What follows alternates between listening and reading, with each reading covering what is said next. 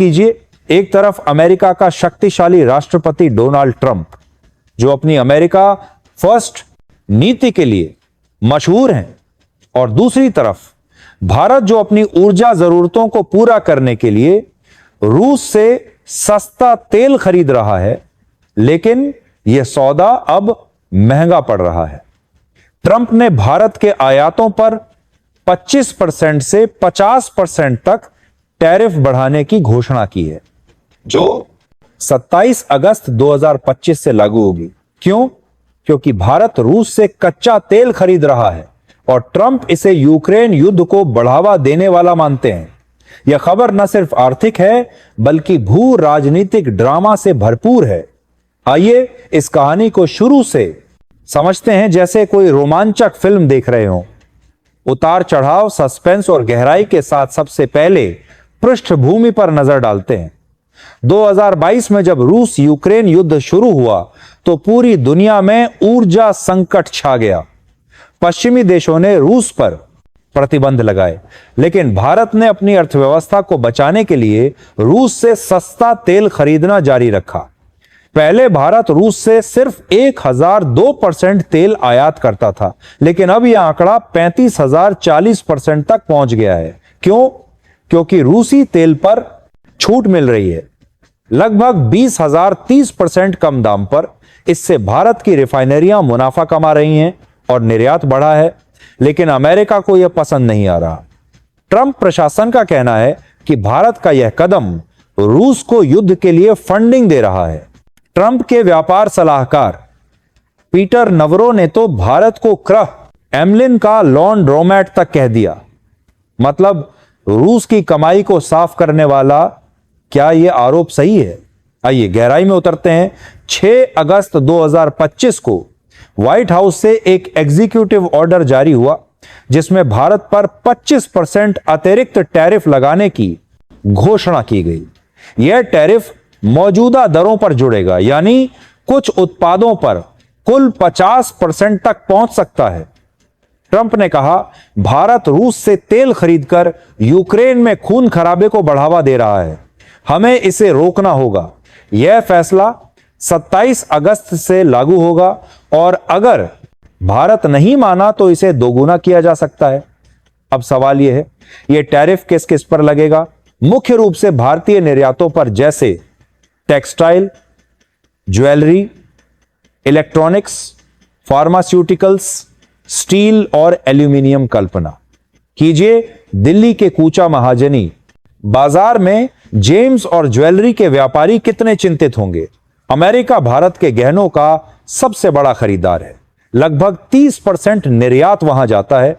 अगर टैरिफ बढ़ा तो कीमतें बढ़ेंगी, मांग घटेगी और हजारों नौकरियां खतरे में पड़ सकती हैं। आइए कुछ आंकड़ों से इसकी गहराई समझें। विशेषज्ञों का अनुमान है कि इससे भारत के निर्यात में 2 से 7 बिलियन डॉलर की कमी आ सकती है। जीडीपी पर 0.19% तक असर पड़ सकता है। S&P ग्लोबल की रिपोर्ट कहती है कि भारतीय अर्थव्यवस्था मजबूत है, लेकिन कुछ सेक्टर जैसे टेक्सटाइल में 10,015% गिरावट हो सकती है। क्या आप जानते हैं भारत का अमेरिका के साथ व्यापार घाटा पहले से ही बढ़ रहा है? 2024 में भारत ने अमेरिका से 36 बिलियन डॉलर ज्यादा निर्यात किया। अब यह टैरिफ उस संतुलन को बिगाड़ सकता है, लेकिन रोचक बात यह है कि अमेरिका खुद रूस से आयात कर रहा है। 2025 के पहले 5 महीनों में अमेरिका ने रूस से 23% ज्यादा आयात किया। तो क्या यह दोहरा मापदंड नहीं? ट्रंप के सलाहकार स्कॉट बेसेंट ने कहा, भारत की यह प्रॉफिटियरिंग अस्वीकार्य है। लेकिन भारत कहता है, हमने तो ऊर्जा बाजार को स्थिर करने के लिए यह किया, जैसा अमेरिका ने खुद सलाह दी थी। यह प्रभावों पर बात करें, अमेरिका में भारतीय सामान महंगे होंगे तो उपभोक्ता दूसरे देशों की तरफ मुड़ सकते हैं, जैसे वियतनाम या बांग्लादेश। भारत में सोने चांदी के दाम बढ़ सकते हैं क्योंकि ज्वेलरी निर्यात प्रभावित होगा। रोजगार पर असर, लाखों लोग प्रभावित हो सकते हैं। उदाहरण के लिए सूरत का हीरा उद्योग जो अमेरिका पर निर्भर है, में मंदी आ सकती है। लेकिन क्या सब कुछ इतना बुरा है? नहीं। भारत की घरेलू मांग मजबूत है। हमारी अर्थव्यवस्था 7% की दर से बढ़ रही है और निर्यात में विविधता लाई जा रही है। यूरोप, मध्य पूर्व और अफ्रीका जैसे बाजारों में नए अवसर तलाशे जा रहे हैं। फिर भी यह एक झटका है, जैसे कोई अप्रत्याशित तूफान। भारत की प्रतिक्रिया क्या है? विदेश मंत्री एस जयशंकर ने कहा, हम इस तर्क से हैरान हैं। अमेरिका ने खुद हमें रूसी तेल खरीदने की सलाह दी थी ताकि वैश्विक ऊर्जा बाजार स्थिर रहे। सही कहा, 2022 में अमेरिका ने भारत को प्रोत्साहित किया था। अब उलटा आरोप जयशंकर ने याद दिलाया कि भारत सबसे बड़ा खरीदार नहीं, चीन तेल का और यूरोप गैस का बड़ा आयातक है। वाणिज्य मंत्रालय प्रभावों का विश्लेषण कर रहा है और अमेरिका के साथ द्विपक्षीय व्यापार समझौते पर चर्चा जारी। भारत ने ब्रिक्स और एससीओ जैसे मंचों पर अपनी स्थिति मजबूत की। रोचक है कि भारत ने रूस के साथ व्यापार बढ़ाने का फैसला किया। 2030 तक $100 बिलियन का लक्ष्य। विदेश मंत्री लावरोव से मुलाकात में यह तय हुआ। वैश्विक प्रतिक्रिया, चीन ने अमेरिका को दादागिरी कहा और भारत का समर्थन किया। चीनी राजदूत बोले, बदमाश को 1 इंच भारत है, 2 तो मील ले लेगा। रूस ने भारत के लिए अपना बाजार खोला, ज्यादा तेल, नए सौदे। लेकिन अमेरिका के सहयोगी quad, Bharat, Japan, Australia, America में तनाव बढ़ सकता है। क्या चीन को फायदा मिलेगा? हां, क्योंकि भारत, चीन करीब आ रहे हैं। लिपुलेख दर्रे से व्यापार फिर शुरू। पूर्व अमेरिकी एनएसए जॉन बोल्टन ने ट्रंप की आलोचना की, कहा कि प्रतिबंध सही से लागू नहीं। लेकिन ट्रंप के सलाहकार नवरो ने भारत को महाराजा टैरिफ वाला देश कहा। क्या प्रभाव कम होगा? हाफिज और एसएनपी की रिपोर्ट्स कहती हैं कि भारत की घरेलू मांग से झटका कम होगा। हमने 13 एफटीए साइन किए, मॉरिशस, यूएई, ऑस्ट्रेलिया से। ब्राजील के साथ नए ऊर्जा सौदे। भारत की रिफाइनरियां अब अन्य स्रोत तलाश रही हैं। लेकिन रूसी तेल जारी भू। राजनीतिक प्रभाव, भारत, चीन करीब। क्वाड कमजोर, लेकिन भारत की रणनीति। स्वतंत्रता, हमने देखा कि भारत ने जवाबी टैरिफ लगाने के बजाय बातचीत को चुना। लेकिन इसका मतलब यह नहीं कि भारत चुप बैठा है। वाणिज्य मंत्रालय ने एक विशेष टास्क फोर्स बनाई है जो अमेरिकी टैरिफ के प्रभाव को लेकर के पासा बारती है, आवों का आकलन कर रही है। इस टास्क फोर्स की अगुवाई वाणिज्य सचिव सुनील बरठवाल कर रहे हैं और इसका मकसद है हर प्रभावित सेक्टर, टेक्सटाइल, ज्वेलरी, फार्मा और स्टील के लिए राहत पैकेज तैयार करना। उदाहरण के लिए, सूरत के हीरा व्यापारियों के लिए सरकार सब्सिडी और टैक्स छूट पर विचार कर रही है। लेकिन यह तो बस शुरुआत है। भारत ने वैश्विक व्यापार में विविधता लाने की रणनीति को और तेज कर दिया है। पिछले 5 सालों में भारत ने 13 मुक्त व्यापार समझौते फाइन किए। मॉरिशस, यूएई, ऑस्ट्रेलिया और यूरोपीय मुक्त व्यापार संघ ईएफटी के साथ ये समझौते अब भारत के लिए संजीवनी साबित हो रहे हैं। मिसाल के तौर पर यूएई के साथ 2022 में साइन किया गया CEPA comprehensive economic partnership agreement Bharat के जेम्स और ज्वेलरी निर्यात को बढ़ा रहा है। 2024 में यूएई को भारत का निर्यात 15% बढ़ा और अब सरकार मध्य पूर्व के अन्य देशों जैसे सऊदी अरब और कतर के साथ नए सौदों पर काम कर रही है। क्या आप जानते हैं कि भारत का मध्य पूर्व के साथ व्यापार 2024 में $120 बिलियन को पार कर गया। यह अमेरिका के टैरिफ से होने वाले नुकसान को कम करने में बड़ा रोल अदा कर सकता है। रूस के साथ भारत का रिश्ता भी गहरा हो रहा है। विदेश मंत्री एस जयशंकर की हालिया मॉस्को यात्रा में भारत और रूस ने 2030 तक द्विपक्षीय व्यापार को $100 बिलियन तक ले जाने का लक्ष्य रखा। रूस ने भारत के लिए अपने बाजार खोल दिए हैं, खासकर टेक्सटाइल और फार्मा के लिए। रूसी राष्ट्रपति व्लादिमीर बारदी है। पुतिन ने कहा, भारत हमारा रणनीतिक साझेदार है। हम उनके निर्यात को हर संभव बढ़ावा देंगे। इसका एक उदाहरण है रूस का।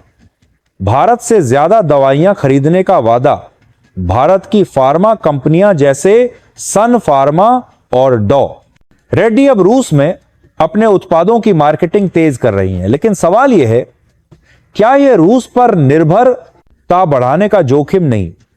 विशेषज्ञों का कहना है कि भारत सावधानी से कदम उठा रहा है और सऊदी अरब, वेनेजुएला जैसे अन्य तेल उत्पादकों के साथ बातचीत शुरू कर चुका है।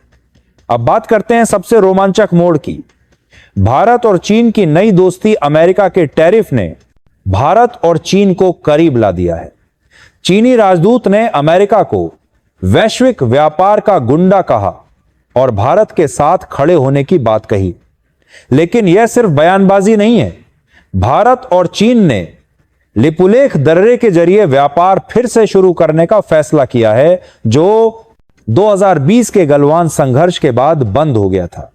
यह दर्रा अब भारतीय टेक्सटाइल और मसालों के लिए नया रास्ता बनेगा।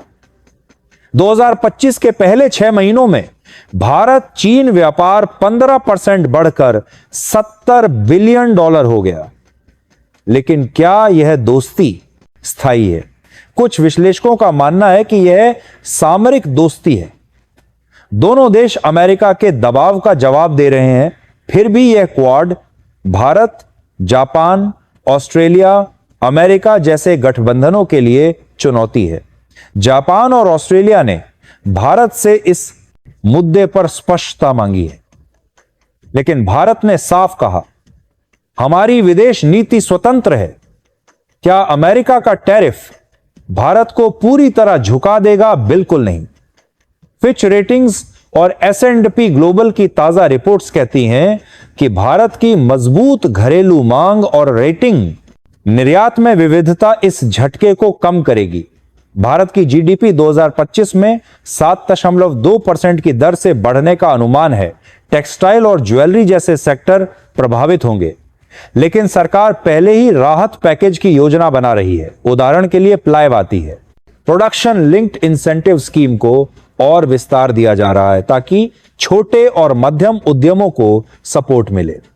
साथ ही भारत ने अफ्रीका और लैटिन अमेरिका के बाजारों में नई संभावनाएं तलाशी हैं।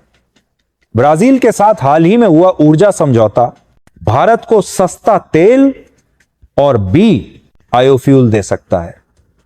लेकिन आम आदमी पर असर सोने चांदी की कीमतें बढ़ सकती हैं क्योंकि ज्वेलरी निर्यात प्रभावित होगा।